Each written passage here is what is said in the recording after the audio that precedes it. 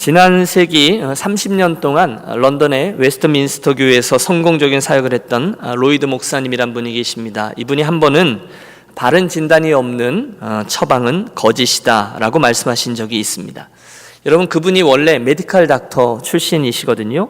그래서 그 말의 뜻은 죄인된 사람에게 당신은 죄인입니다, 바르게 진단을 제대로 해주지 않는다면 그 이후에 나오는 모든 처방이 곧 괜찮아질 거예요, 마음을 편하게 먹으세요, 시간이 지나면 좀 나아지실 거세요 등등의 이런 모든 처방이 다 가짜라는 것입니다. 여러분, 이해가 되시죠? 환자가 한 분 있는데 그 치료가 어디서부터 진정한 치료가 시작되느냐? 바른 진단, 거기서부터 시작된다는 것입니다. 영적으로도 마찬가지인 거죠. 당신은 죄인입니다, 그 죄 문제를 해결하셔야 합니다. 그 바른 진단이 그 인생의 모든 증세들에 대한 진정한 치료를 가능케 한다는 것입니다. 오늘 우리는 이 사사기 6장에서 동일한 원리를 발견합니다. 지금 하나님께서 미디안의 압제로 인해서 최악의 상황에 있던 이스라엘을 위해서 문제를 해결하시고 치유하시고 그렇게 시작하려고 하는데 가장 먼저 바른 진단부터 하고 계시다는 겁니다. 이스라엘로 하여금 그 문제를 직면하게 하시고요, 직시하게 하고요, 어디서부터 이 어려움이 온 것인지를 먼저 가리키세요. 그리고 거기에서부터 진정한 의미의 문제 해결이 시작됩니다. 오늘 본문 1절과 2절을 좀 펼쳐주시면 당시 이스라엘 백성들이 처해 있었던 상황에 대해서 이렇게 서술하고 있습니다. 본문 1절과 2절을 화면을 좀 띄워주십시오. 1절과 2절입니다. 이스라엘 자손이 또 여호와의 목전에 악을 행하였으므로 여호와께서 7년 동안 그들을 미디안의 손에 넘겨주시니 미디안의 손이 이스라엘을 이긴지라. 이스라엘 자손이 미디안으로 말미암아 산에서 웅덩이와 굴과 산성을 자기들을 위하여 만들었으며, 이렇게 되어 있습니다. 여러분, 지금 이스라엘의 상황을 상상해 보십시오. 미디안, 지금으로 말하면 사우디아라비아 사람들이에요. 거기서부터 올라와서 압제합니다. 그래서 그들이 쫓겨나서 산중 생활을 했어요. 여러분, 휴가, 캠핑이 아니라 피난 생활이었습니다. 산중 생활 저도 종종 해보았습니다. 아이들 어릴 때죠. 텐트 메고 가서 텐트 치고 거기서 텐트 치고는 아이들과 함께 며칠을 지냅니다. 참 즐겁죠. 낭만이죠. 텐트 접고 피느라 땀 뻘뻘 흘리는 아빠들 빼놓고는 다 낭만입니다. 그래도 여러분, 미국은 캠핑 시설이 좀 잘 되어 있습니다. 그렇죠? 캠프장 들어가면 텐트들 치라고 이렇게 땅도 골라져 있고요, 또 수도도 있고 전기도 있고 뭐 곳곳에 따라서 샤워 시설도 있고요, 그 옆에 자동차 세우는 자리도 있고요, 등등 뭐든지 다 할 수 있습니다. 하지만 아무리 그래도 2, 3일만 거기서 지나면 어떠세요, 여러분? 빨리 집에 돌아가서 샤워하고 다리 뻗고 자고 싶습니다. 말이 캠핑이지 실은 고생스럽습니다. 아무리 낭만이지만 불편해요. 그래도 우리는 참습니다. 왜냐하면 곧 돌아갈 집이 있기 때문입니다. 그런데 이스라엘 백성들은 그런 것이 아니었습니다. 왜 그들이 산에 가서 살았습니까? 도망간 거죠. 아니, 쫓겨난 것입니다. 텐트는커녕 굴을 파고 토굴을 파고 그 속에 들어가 살고요, 축축한 곳, 그 추운 곳에 가서 겨우겨우 생명을 유지하고 있어요. 하루 이틀 하고 집에 돌아가는 게 아닙니다. 자그마치 7년 동안 그런 생활을 하고 있습니다. 거지도 그런 거지가 없는 거죠. 본문은 그 당시의 상황을 자세히 얘기해 줍니다. 7년간 미디안으로부터 압제와 약탈을 당했고 산에 가서 토굴을 파고 산성을 짓고 임시 숙소를 만들어 살고 있다는 거예요. 그런데 더 심각한 게 뭐냐면 농사도 지을 수 없었습니다. 오늘 3절에서 5절의 말씀을 보면 이스라엘이 파종할 때면 미디안과 아말렉과 동방 사람들이 치러 올라와서 진을 치고 가사에 이르도록 토지 소산을 멸하여 이스라엘 가운데에 먹을 것을 남겨두지 아니하며, 그것뿐이 아닙니다. 양이나 소나 나귀도 남기지 아니하니 이는 그들이 그들의 짐승과 장막을 가지고 올라와 메뚜기 떼같이 많이 들어오니 그 사람과 낙타가 무수함이라 그들이 그 땅에 들어와 멸하려 하니. 여러분, 이스라엘 중간에 이제 왕의 대로가 있는데요, 저 밑에서부터 그리로 올라오는 거예요. 사우디아라비아 사람, 아말렉 사람, 이 사람들이 쳐들어와서 다 빼앗는 겁니다. 아무리 힘들어도 여러분, 농사만 지으면 그래도 먹고는 살 수 있습니다. 그렇지만 그들은 이스라엘에 씨를 뿌리는 것조차 용납하지 않습니다.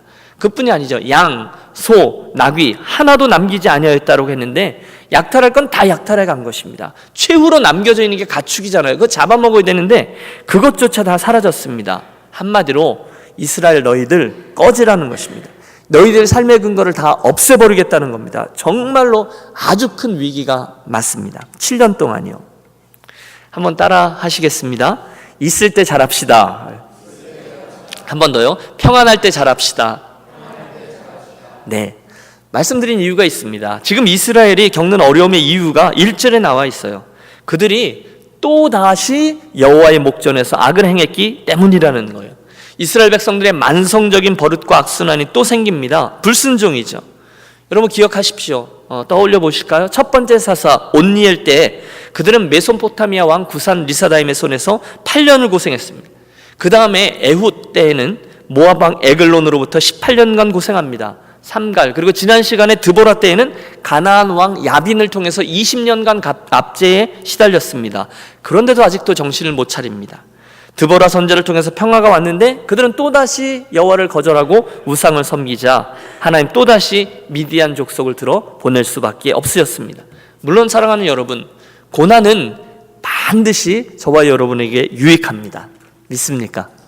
안 좋아해요. 누가 고난을 좋아하겠어요? 하지만 고난은 루이스 교수 말처럼 하나님의 확성기가 맞습니다. 우리들의 주의를 하나님께로 돌리게 하는, 그래서 하나님은 그 고난을 통해서 우리를 부르십니다. 고난 가운데 우리가 부르짖잖아요. 살려주십시오 하나님, 도와주십시오 아버지, 나의 힘이 되신 하나님, 하나님밖에 없습니다. 그렇게 부르짖습니다. 그러면 참 좋으신 하나님, 너는 내게 부르짖으라 내가 내게 응답하겠고 라고 말씀하신 그 약속의 말씀대로 또다시 우리들에게 긍휼을 베풀어 주십니다. 참 감사한 일이에요. 그러므로 여러분, 오늘 이스라엘과 같이 어려움 중에 부르짖는 것은 정말 성경적인 것입니다.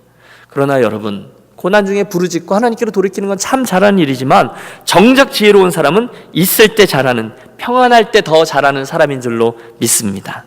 우리가 사사기를 통해서 계속 그걸 배우는 거예요. 살려주십시오라고 부르짖는 사람 참 잘하는 것입니다. 하지만 평탄할 때, 잘 될 때, 은혜 가운데 있을 때 더 기도하고 더 잘하려고 애쓰고, 그래서 하나님 주신 형통함의 길을 가는 사람은 더 잘하는 사람인 거죠. 교회도 마찬가지입니다. 여러분, 지난 한 해 2015년 우리 교회에 하나님께서 베풀으신 은혜들을 한번 헤아려 보십시오. 오늘 우리가 찬송했잖아요. 받은 복을 헤아려 세워 보십시오. 우리가 이제 주수감사주일이 이번 주일이니까 내일 토요일 하루 남았네요. 여러분 어떠세요? 이제 우리가 정말 해보려고 하는데, 조금 전에도 우리가 찬양할 때 제가 감사의 자리로 여러분을 초대했잖아요. 여러분 감사하십니까? 우리 교회만 생각해 보시죠. 우리 교회에 하나님 주신 은혜들을 헤아려 보실 수 있으십니까? 대답이 좀 작아졌죠? 우리 교회에 주신 하나님의 은혜를 여러분 인정하십니까? 또 좀 더 구체적으로 묻죠. 여러분, 우리 교회 안에 변화된 영혼들이 있습니까?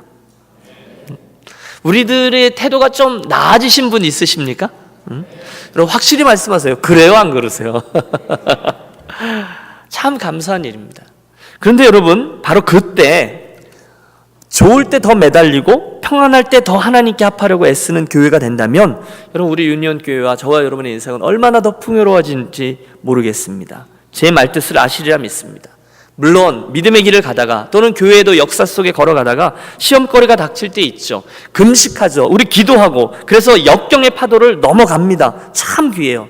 그러나 교회가 평안할 때, 그때 더 엎드려서 기도하고 더 간구하고 그분 주신 은혜와 축복을 더 받아 누리고 증거하고 자랑하고 하나님께 영광을 돌리는 교회가 훨씬 더 좋고 아름다운 교회가 되는 거죠. 그런 교회가 되자는 것입니다. 개인적으로도 똑같습니다. 혹시 여러분 오늘 먹고 살만 하십니까? 혹시 오늘 신앙생활에 별 어려움이 없으십니까? 혹시 여러분의 가정이 좀 평안하십니까? 혹시 오늘 우리들의 신앙생활에 큰 시험거리가 없습니까? 그렇다면 여러분, 오늘 저와 여러분 더 힘써 기도해야 할 때인 줄로 믿습니다. 지금이 더 매달릴 때라는 거예요. 우리가 사사기에서 계속 이걸 반복해서 봅니다. 아쉬울 때 잘하는 건 웬만한 성도라면 다 할 수 있어요. 그러나 아쉽지 않을 때, 무엇인가 잘 될 때, 그때 잘하는 것은 정말로 영적으로 치열한 싸움입니다. 그런 의미로 우리 옆에 계신 분께 이렇게 권하겠습니다. 있을 때 잘합시다. 이렇게요. 있을 때 잘합시다. 한 번 더 하시죠. 평안할 때 잘합시다. 평안할 때 잘합시다. 예, 감사합니다. 본문으로 돌아가 보시죠. 문제는 이스라엘에게 일이 벌어진 것입니다. 하나님을 떠났습니다. 미디안으로 인해서 8년간 압제에 시달립니다. 밀리고 밀려 산 꼭대기로 도망가서 굴을 파고 겨우겨우 목숨을 부지합니다. 아무것도 안 남았어요. 더 이상 밀려갈 곳도 없습니다. 먹을 것도 없습니다. 더 심각한 것은 만신창이가 되었는데 그들에게 길이 보이지를 않는다는 거예요. 여러분, 제가 이스라엘 백성이 돼보았어요. 그들이 뭘 안 해봤겠습니까? 내려가서 협상을 안 해봤겠습니까? 뇌물도 주어 보았을 것입니다. 옆에 있는 부족들에게 다가가서 도움을 청해보기도 했을 겁니다. 하지만 문제가 해결될 기미가 안 보이는 거예요. 사사기 6장에. 결국 저들 최후의 방법으로 하나님께 도움을 청합니다. 6절, 이스라엘이 미디안으로 말미암아 궁핍함이 심한지라 자기들의 힘으로는 일어날 수가 없는 거예요. 이에 이스라엘 자손이 여호와께 부르짖었더라. 그래서 하나님께 나아가 부르짖습니다. 저는 여러분, 이게 굉장히 아쉽습니다. 하나님이 1등이어야 하는데 하나님 그분이 꼴찌 대접을 받고 있어요. 혹시 이 일이 저와 여러분에게도 일어나고 있는 일은 아닌지 한번 돌이켜 보십시오. 혹시 저와 여러분의 삶에도 하나님이 꼴찌의 자리를 차지하고 있지는 않습니까? 이 질문이죠. 좋은 일이 있을 때 여러분, 나부터 챙기잖아요. 우리 아이들부터 챙기잖아요. 가족부터 챙기잖아요. 그리고 나서 나중에 좀 정신을 차리고 여유가 있으면 그때서야 선심을 쓰듯이 그때서야 조금 하나님께 챙깁니다. 심지어 좋은 일에도 하나님의 축복이 틀림없는데도 하나님을 꼴찌로 대우할 때가 종종 있습니다. 또 반대의 경우 나쁜 일이 생겨도 하나님을 꼴찌로 대우할 때가 있습니다. 문제가 생기면 전화기부터 붙들고요. 그러다가 이 사람에게도 가보고요. 은행으로도 뛰어가 보고요. 변호사도 만나봅니다. 그러다가 그래도 안 되면 그제서야 예배당에 와서 무릎을 꿇고 그래도 안 될 것 같으면 기도원에 달려가서 금식기도 합니다. 그때도 하나님이 꼴찌입니다. 여러분, 제가 지적하는 바를 이해하시겠습니까? 그러므로 오늘 이 이스라엘 백성들의 모습을 보면서 타산지석이죠. 이제는 그렇게 행하지 않기로 하겠습니다. 좋은 일이든 또는 더 기도해야 될 일이든 저와 여러분의 힘과 능력 그리고 축복이 모든 것은 그분에게만 있음을 믿고, 할렐루야, 그분을 가장 먼저 챙기는 저와 여러분이 되시기를 부탁합니다. 영화를 의뢰하면 그분이 우리의 산성이 되어주신다고 하셨잖아요. 방패가 되어준다고 하셨잖아요. 하나님도 나를 존귀히 여기는 자를 내가 존귀히 여기리라 약속하셨습니다. 그러므로 오늘 우리가 이스라엘의 실수에서 배웁니다. 하나님을 꼴찌로 대우하는 건 그만하겠습니다. 그런데 너무 놀랍게도, 너무도 감사하게도 꼴찌로 대한 하나님은 그래도 그들의 기도에 응답하십니다. 설명은 한 가지밖에 안 돼요. 하나님이 그들을 사랑하시기 때문입니다. 하나님이 자존심도 다 내려놓고 그들을 사랑하세요. 꼴찌로 하나님께로 나왔음에도 그들을 구원하십니다. 그리고 그들을 구원하시는 방법이 오늘 우리들 이야기인데요, 그 방법이 매우 특이했습니다. 여러분, 7절과 8절의 말씀을 봐주십시오. 이스라엘 자손이 미디안으로 말미암아 여호와께 부르짖었으므로, 여기까지는 아시죠? 여호와께서 이스라엘 자손에게 한 선지자를 보내시니, 누구를 보내셨어요? 한 선지자. 그가 그들에게 이르되 여호와께서 이같이 말씀하시기를 이스라엘의 하나님 내가 너희를 애굽에서 인도하여 내며 너희를 그 종 되었던 집에서 나오게 하여. 여러분, 지금 상황을 잘 살펴보십시오. 지금이 죽기 직전이거든요. 산속에 올라가서 8년 동안 토구를 파고 그 축축한 땅속에 들어가서 겨우 거지꼴로 살아가요. 먹을 것도 없어요. 그런 상황에 당장 필요한 게 뭐죠? 한 푸대의 쌀과 한 자루의 칼과 방패일 겁니다. 그런데 지금 하나님이 그들에게 행하신 일은 뜻밖에도 이름 없는 한 선지자를 보내셔서 너희들 말이야, 이러면서 설교를 시작하신 것입니다. 하나님, 지금 우리가 잘못한 건 알겠습니다만 지금 급한 건 그게 아니에요. 알았어요. 그러니까 우리를 좀 살려주십시오. 당장 이번 주까지 은행에 3,000불을 입금시켜 주십시오. 당장 이번 불부터 꺼야 된다니까요. 당장 먹을 것 쌀 한 포대부터 주셔야 된다니까요. 그래야 진짜 문제가 해결된다니까요. 우리는 그렇게 나아가지만 하나님의 접근법은 전혀 다릅니다. 선지자를 보내셔서 말씀을 주세요. 여러분, 그분은 늘 그러셨습니다. 지금 하나님께서 그들의 버릇을 고치려고 너희들, 그러면서 잔소리를 시작하는 것이 아님을 알아주십시오. 대신에 하나님은 이스라엘에게 너희들에게 임한 이 모든 병과 고통의 원인이 무엇인지 맨 처음 말씀드렸던 바른 진단부터 해주고 계시다는 거예요. 바른 진단 없이 진통제 주사로 병이 나을 수는 없다는 것입니다. 물론 그래서 그 몸의 아픔이 잠깐 스톱될 수는 있겠죠. 그래서 잠깐 문제가 없어진 것처럼 보일 수도 있겠죠. 하지만 엄밀히 말하면 그것은 병을 더 키우고 감추는 것이고 의사로서는 직무유기요, 거짓입니다. 여러분, 만약에 그때 하나님께서 그들이 가장 급한 대로 쌀과 양식과 고기를 주고 돈을 주고 칼과 방패를 주었다면 당장 그들에겐 도움이 되었을 수도 있을 거예요. 하지만 결국 그건 이스라엘 백성들에게 독이 되고야 말았을 것입니다. 우리가 이스라엘을 알아요. 그래서 하나님은 양식이나 물질보다는 당신의 사람을 먼저 보내셔서 당신의 말씀을 주신 것입니다. 그리고 말씀하세요. 8절 중간부터 10절입니다. 이스라엘의 하나님, 내가 너희를 애굽에서 인도하여 내며 너희를 그 종되었던 집에서 나오게 하여 애굽 사람의 손과 너희를 학대하는 모든 자의 손에서 너희를 건져내고 그들을 너희 앞에서 쫓아내고 그 땅을 너희에게 주었으며 내가 또 너희에게 이르기를 나는 너희 하나님 여호와이니 너희가 거주하는 아모리 사람의 땅의 신들을 두려워하지 말라 하였으나 너희가 내 목소리를 듣지 아니하였느니라 하셨다 하니라. 여러분, 지금 하나님이 무슨 설교를 하고 계신 거죠? 무슨 말씀을 하고 계신 거죠? 고리타분한 옛날 이야기 아닙니까? 여러분, 하나님 좀 심하시지 않습니까? 지금 그 상황에 100년도 더 전에 있었던 그 일부터 출애굽 때 이야기를 하고 계신 거예요. 하나님의 의도가 있으셨죠. 지금 하나님은 이스라엘의 사사시대, 그들의 실패 원인이 여기에 있다라고 진단하고 계시는 겁니다. 이스라엘이 지금 그때의 그 출애굽 정신을, 출애굽 스피릿을 잃어버렸다는 거예요. 그게 진짜 문제라는 거예요. 너희들이 게을렀다거나 전쟁 준비를 안 했다거나 가나안 거민들과 사이좋게 지내지 않았다거나 그게 문제의 원인이 아니라 맨 처음 이스라엘이 하나님의 백성으로 형성될 때 가졌던 그 출애굽 신앙을 그들이 잊어버렸기 때문에 이 모든 일의 문제가 시작되었다. 바로 이것이 하나님 말씀입니다. 맞습니다, 여러분. 이스라엘 백성들의 신앙이 형성된 것은 광야 40년 그곳에서의 하나님 경험이었습니다. 그 전에 이스라엘은요 400년간 노예로 살았어요. 여러분, 40년도 굉장히 긴 시간 아닙니까? 400년입니다. 노예 근성이 그들에게 지긋지긋하게 배어있을 때입니다.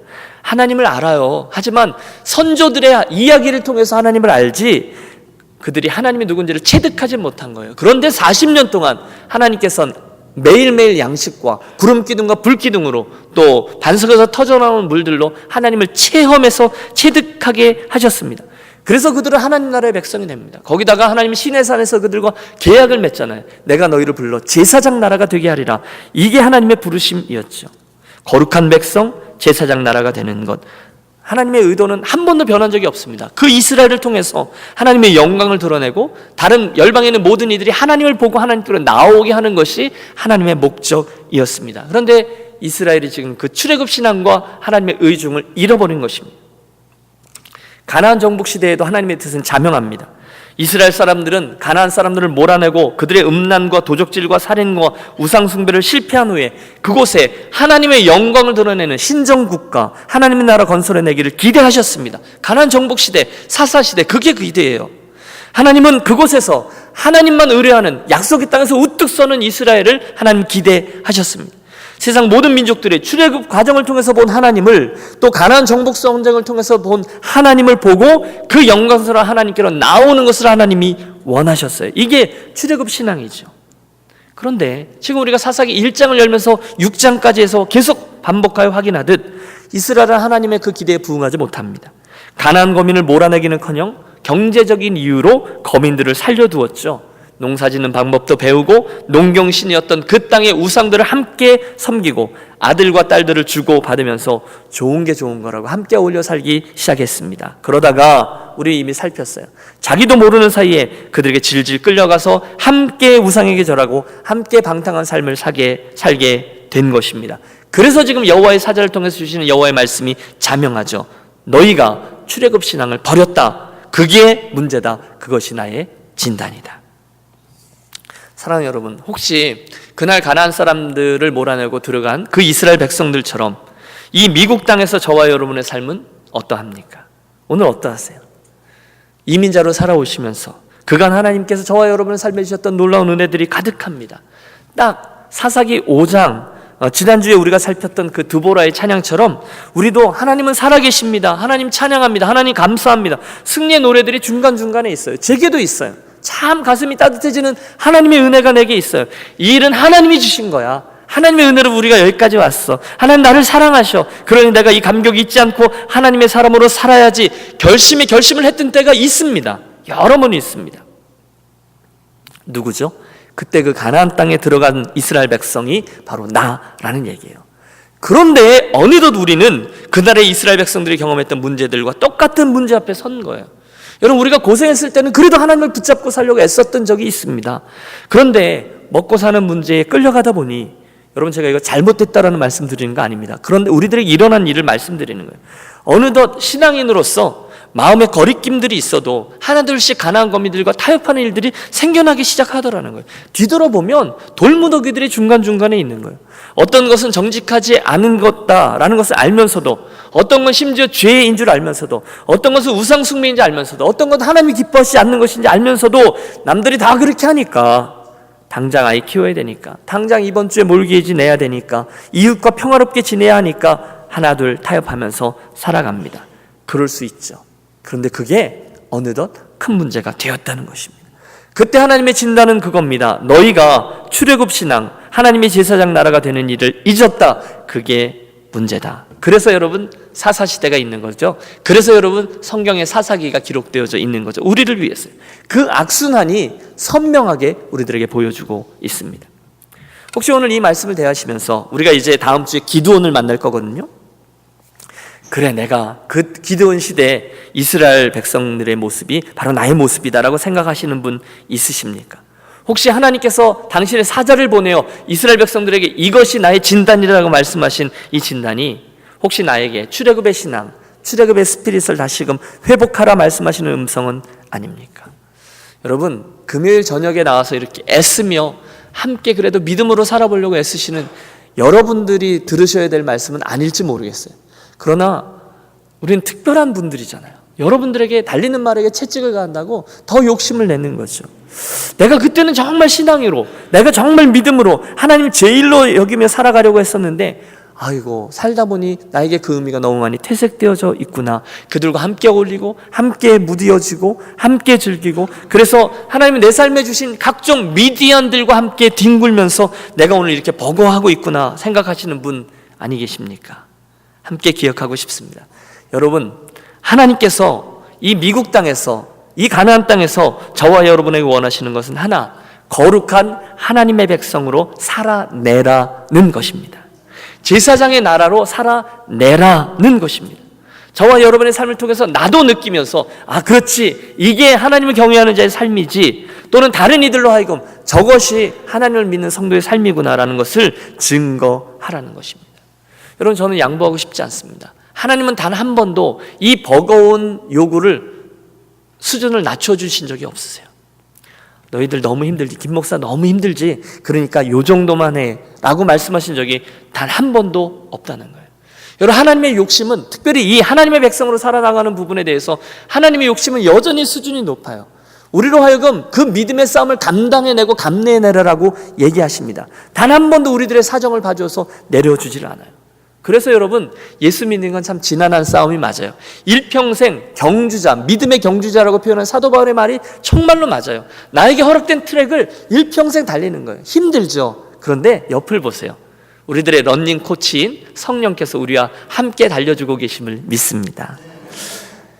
제사장의 나라로 살아내는 것은 참 버겁습니다. 그렇죠?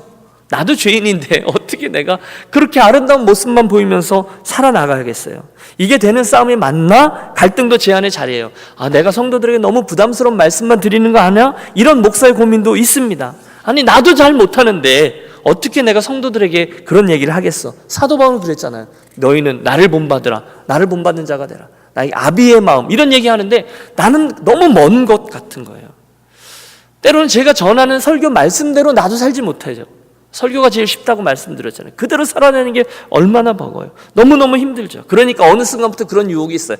아, 피차 힘들게 하지 말고 좋은 얘기하고 우리 좋게 갔으면 좋겠다. 나도 그냥 그렇게 하자. 그러고 싶은 유혹이 있어요. 그런데 그게 저에게는 위기라는 것입니다. 저의 직무유기입니다. 그리고 여러분의 직무유기가 얼마든지 될 수 있습니다. 제가 종종 예를 들어요. 저는 그 목사님이 굉장히 불쌍한데 제가 너무 많이 욕을 해서 그분이 불쌍해. 휴스턴에 있는 조엘 오스틴 목사님이요. 여러분, 그 TV에 보셨죠? 아주 진짜 연예인처럼 잘생기고 뒤에 지구본 있고 이렇게 설교하면 뭐 빽빽하게 몇만 명이 들어서 있는 휴스턴에 있는 그분의 설교를 보면 기가 막힙니다. 말실수 한 번 하지 않습니다. 어쩌면 그렇게 많은 사람들이 차분히 앉아서 그분의 설교 말씀을 그렇게 경청하고 있는지 놀랍습니다. 그분의 말은요 정말 청산유수입니다. 어쩜 그렇게 표현을 잘하고 듣는 사람으로 하여금 감동이 있게 하고, 그런데 한 가지 단점은 듣는 사람으로 하여금 부담스럽지 않게를 해요. 좋은 말, 아름다운 말, 긍정적인 말을 계속합니다. 제트 비행기 타고 다니면서 늘 그런 사역을 합니다. 그러나 문제가 있습니다. 저는 단 한 번도 그분의 입에서 죄에 대한 설교, 회개하라는 설교, 자복하며 통회하자는 말을 한 번도 들어본 적이 없습니다. 실제로 그분은 TV에 나온 인터뷰에서 자기는 죄와 저주와 심판과 지옥에 대해서는 전혀 이야기하지 않는다라고 얘기합니다. 왜요? 듣는 사람이 부담스럽다는 거죠. 인기가 없습니다. 하지만 저는 그 부분에 대해서 두 손을 들고 반대합니다. 반쪽 진리입니다. 반쪽 진리는요, 정말 나쁜 겁니다. 오히려 하나님은 우리들에게 말씀합니다. 죄를 지적하고 죄와 싸우라 말씀하셨습니다. 죄를 느끼면서 회개하라 말씀하셨습니다. 정신 차리라는 것입니다. 모든 게 다 잘 되고 있다라고 생각하지 말고 하나님 말씀 앞에 깨어 경성하라는 것입니다.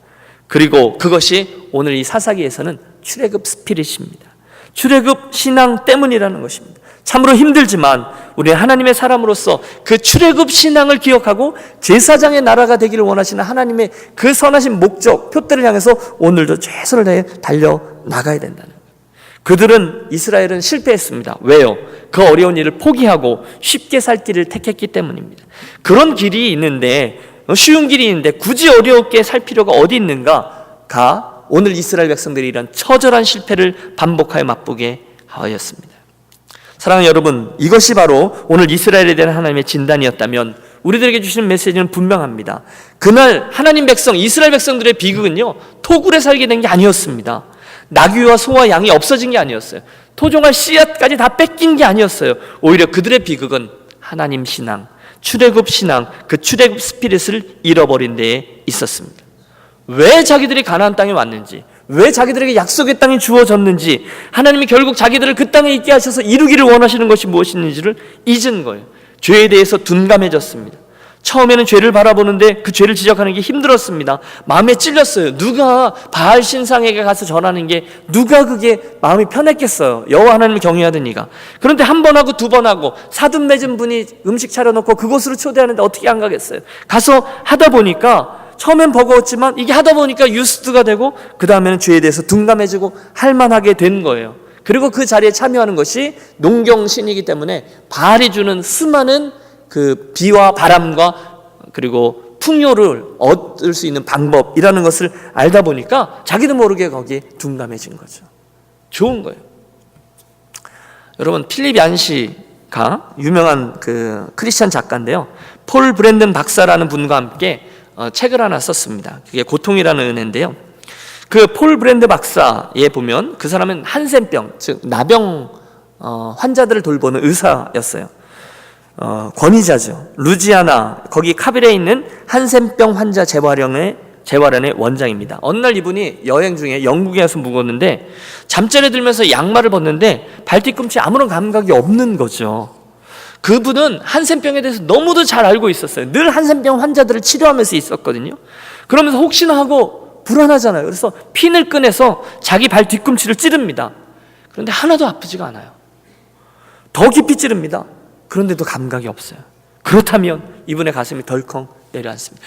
그렇다면 나에게도 그 한센병, 그 나병이 옮았구나 생각하면서 그 두려움과 절망 때문에 밤새도록 잠을 이루지 못합니다. 버림받은 한센인들을 생각하면서 나도 이제는 그들처럼 가족들과 사회로부터 격리당하겠구나 눈물을 흘립니다. 선교지들 다니면서 수많은 한센인들을 돌보고 치료하고 실험했던 것을 후회합니다. 그러면서 절망 중에 아침을 맞이합니다. 아침 일찍 일어나 지푸라기라도 잡는 심정으로 어젯밤에 핀으로 찔러보았던 부분을 또다시 찌릅니다. 갑자기 으악 하면서 엄청난 통증을 느낍니다. 피가 납니다. 얼마나 아픈지 몰라요. 그런데 그때의 그 아픔을 폴 브랜드 박사에게 너무도 큰 축복이다라는 표현으로 우리들에게 설명해 줍니다. 그날 밤에는 너무 장시간의 여행으로 신경의 한 부분이 눌려서 일시적으로 감각이 없었던 것인데요, 그날 이후에 그분의 시각이 바뀝니다. 실수로 찔리거나 베어도, 그래서 아프고 피가 나도 이분이 감사합니다. 몸에 통증이 오는 것에 대해서 감사하고 고백합니다. 고통을 주신 하나님께 감사하라. 사랑하는 여러분, 이 땅에서 저와 여러분이 나의 죄인됨을 인해서 애통해야 할 수 있는 것을 인하여 감사하시기 바랍니다. 혹시 내가 죄에 대해서 민감하지 못하고 둔감하고 아프지도 않고 아무렇지도 않다면 여러분, 나에게 문제가 있는 것입니다. 나도 그렇게 하지 못하면서 죄 중에 있는 사람들을 긍휼히 여기는 것 자체가 너무너무 마음에 찔리지만 나도 제가 드리는 말씀은 겁니다. 나가 죄인이라는 것, 다른 사람이 죄인이라는 것, 이런 것들을 지적하고 또 의식하고 이런 것들이 너무너무 힘들지만 사실은 그런 힘듦, 그런 아픔들이 내게 있다는 것이 아직은 나에게 가능성이 있다는 거죠. 할렐루야. 내가 하나님 말씀을 듣고 마음에 찔린다면 나에게 아직 은혜가 있다는 것입니다. 하나님의 사람으로 살지 못해서 여러분 괴롭습니까? 나는 한 90점쯤 돼야 되는데 이번 주에 40점밖에 못해서 하나님 죄송합니다. 여러분, 우리에게 가능성이 있다는 것이죠. 나는 말씀대로 살아보려고 애쓰는데 잘 안 돼요. 하나님 통촉하여 주시옵소서 이렇게 기도하잖아요. 가능성이 있는 겁니다. 세상 사람들과 구별되어 살지 못해서 내가 좀 더 나은 그리스도인이 되지 못해서 마음이 아프십니까? 그렇다면 우리에겐 가능성이 있는 겁니다. 그러나 이스라엘은 그날 그 신경이 완전히 굳어져 버린 거죠. 오늘 저와 여러분은 어떻습니까? 우리가 2015년의 마지막 부문을 달려가고 있습니다. 이때 오늘 우리가 사사시대에 살고 있는 성도임을 함께 기억하자는 것입니다. 그리고 그들의 실패를 거울 삼아서 우리 이제 마지막 남은 이 달을 또 거룩한 하나님의 백성으로 또 승리하는 그리스도인으로 살아가는 그런 새로운 결단과 계기가 있는 선한 기회로 삼자라는 권면인 거죠. 여러분, 기드온 사사가 이제 딱 출현하거든요, 다음 주에. 그런데 그 출현 직전에 이스라엘 백성들 정말 누더지고 무디어지고 어두워진 그들을 향한 하나님의 진단은 이거였습니다. 출애굽 신앙, 출애굽 스피릿을 잊은 겁니다. 함께 따라해 주십시오. 출애굽 신앙을 기억합시다. 한 번 더요. 출애굽 스피릿으로 돌아갑시다. 예, 좋은 그리스도인으로 살아내는 것이고요, 하나님의 영광을 드러내며 이것이 성도의 삶이다라는 것을 드러내고 다른 사람으로 하여금 하나님을 보게 하는 것, 바로 그것이 하나님께서 이스라엘 백성들을 가나안 땅의 중심에 가져다 놓은 하나님의 선한 의도였다는 것이고요, 그것이 또 오늘 우리들이 이 땅에 살아가고 있는 이유라는 것입니다. 이 밤 우리들의 인생으로 하나님 기뻐하시는 삶을 살아가고 그분을 드러내고요, 좀 힘들고 고통스러워도 자꾸 깨어있으려고 하고 죄와 싸우려고, 그래서 하나님 앞으로 더 가까이 나아가려고 하는 그런 결단과 또 선한 출발이 있는 이 밤이 되시기를 바랍니다. 함께 기도하겠습니다.